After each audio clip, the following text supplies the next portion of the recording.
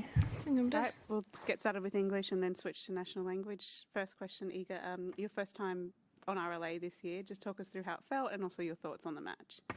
Well, for sure, I felt, pretty confident, and I started the match well, so I just kept going, and it was good to play in such an efficient way and just finish it quick, and also, just feel the court and how it is in RLA.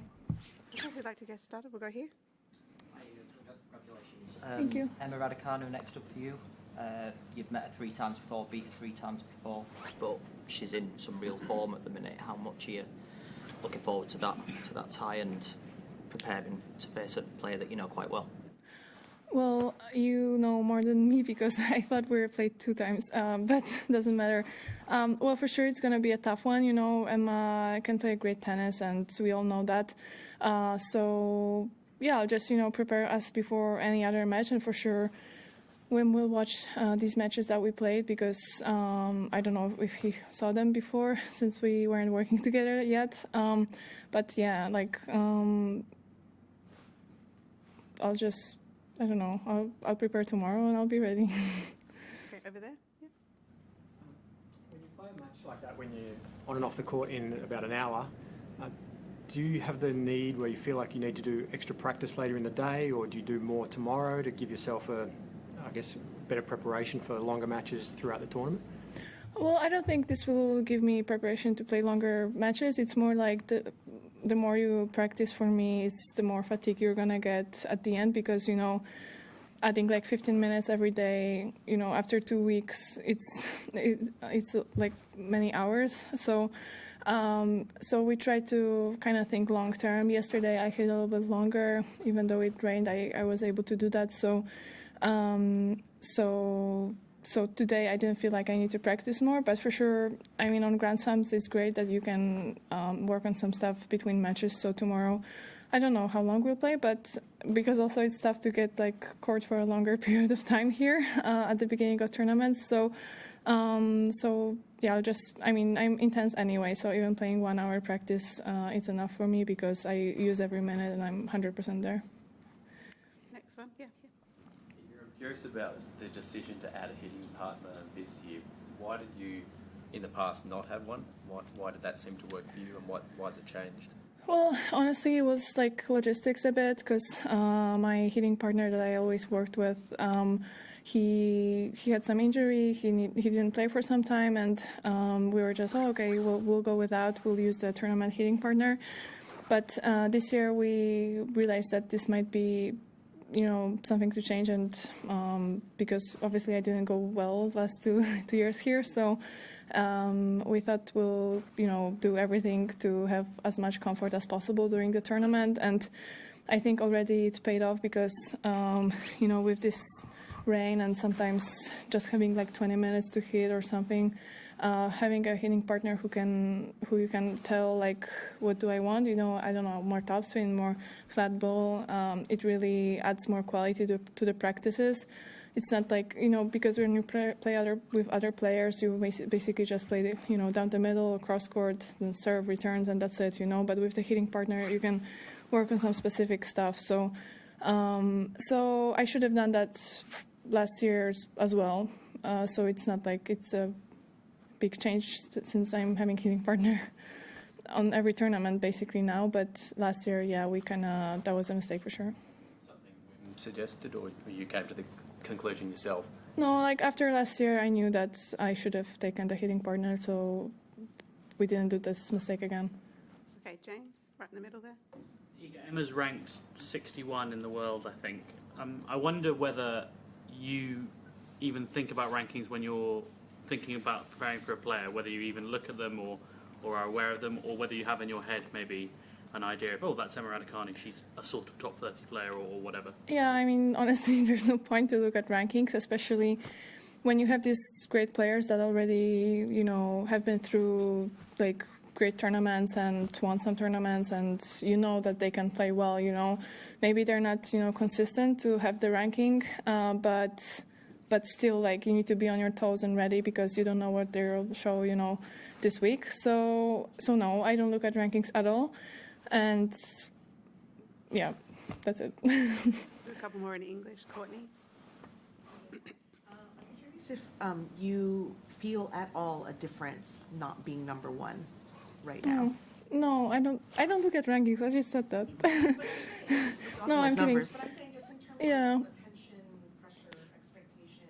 Yeah, I know what you mean. You used to have to come into a tournament with, you know. Well, I remember for past 2 years it was, I don't know, I started as number one, so I felt like I needed to show from the beginning of the season, like, you know, my tools and what I can play, and yeah, there was a lot of pressure starting a year as number one, but I think overall last year I didn't think about this much anyway.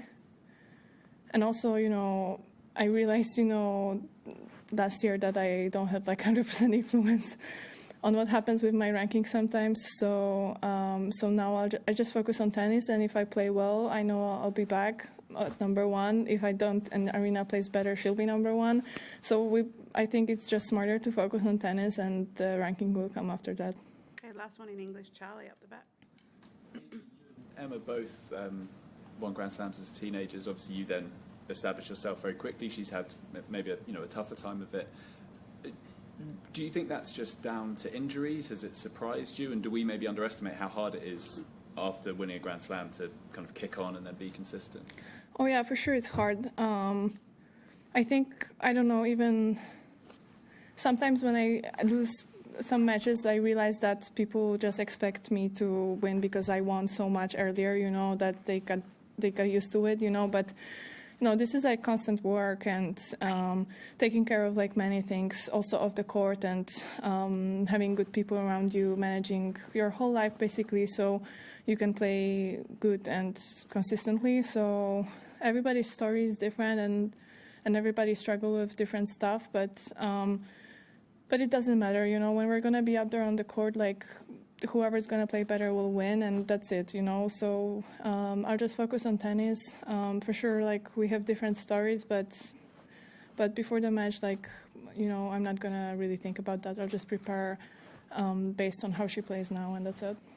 Okay, before we switch to national language, we've got a question from the Tennis Australia Hotshot kids. Do you want to ask a question? Yeah. Hi. How many matches have you won? Oh, in my life? Yeah, in your whole entire life since you first played. That's a super tough question. Well, being on tour as a pro, I think,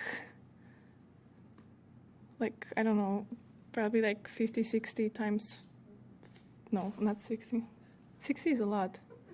But last year, I think I won like 70, and previous year as well.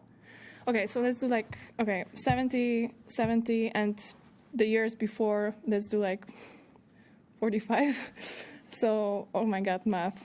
You're at school, you should count.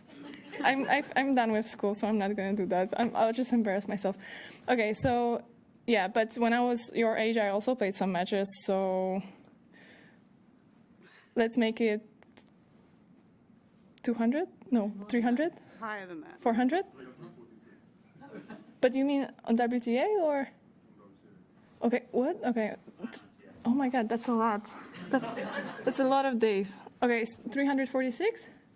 Okay, plus like 150 when I was a junior or something. So Like let's do 500. But good question. What was the most embarrassing thing you did on court? Well, I cried plenty of times. So, I mean, I wouldn't say it wasn't, yeah, it was a bit embarrassing. That's why I cried a bit more and bit more. But yeah, I had a match when I cried like for 10 minutes. I think some people remember from this room. And I wasn't able to just play tennis, you know. And also I went out on court once in Indian Wells with toilet paper sticking to my leg, so like of my skirt. So yeah, that was also embarrassing. Okay. Did you have any friends on the tennis court? On the court? Yeah, like any friends? Well, on the court, not really, because you want to win against them, you know. So, but I played with my best friend like a year ago, and it was tough because I I needed to kind of forget that she's my best friend, you know, to win against her. But off the court, I have some friends. Yeah, maybe not 100, but Have you won any trophies before? any trophies? Well, I can show you. I won some nice trophies. Yeah, Okay. not here, but other parts of the world. What was the most funniest thing that happened on court? Funniest? Yeah, the funniest. Probably the toilet paper thing, but it wasn't funny for me though. Okay. Thank you. Thank you.